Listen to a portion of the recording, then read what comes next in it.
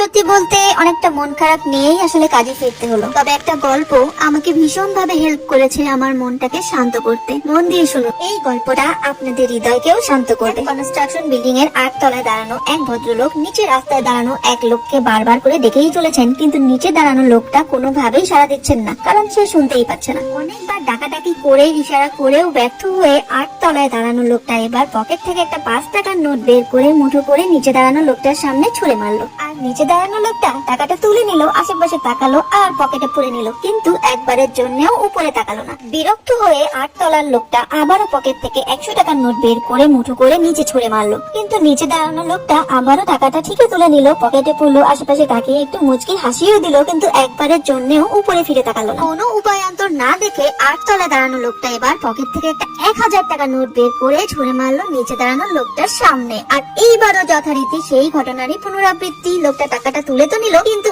একবারের জন্যও উপরে ফিরে তাকালো। বারবার প্রচেষ্টা ব্যর্থ হওয়ায় উপরে দাঁড়ানো লোকটা বিরক্তিতে ফেটে পড়লো এবং তার ধৈর্যচ্যুতি ঘটলো, এবং সাথে সাথে তিনি একটা পাথর তুলে নিয়ে নিচে দাঁড়ানো লোকটার মাথায় ছুঁড়ে মারলো। আর নিচে দাঁড়ানো লোকটা সাথে সাথে উপরে তাকিয়ে বলে উঠলো, কে রে শালা, পাথর মারে কে রে?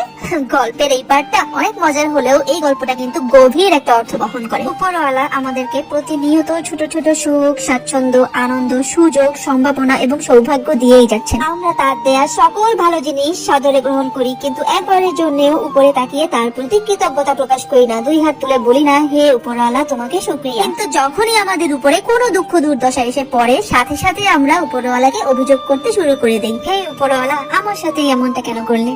আসলে হতে পারে আমাদের এই অকৃতজ্ঞতাই আমাদের সকল দুঃখ দুর্দশার কারণ। তাই সময় থাকতেই ভীত হও, নত হও, সংযত হও, আর স্রষ্টা যাকে যা কিছু দিয়েছেন, যতটুকু দিয়েছেন তার জন্যই কৃতজ্ঞতা প্রকাশ করো।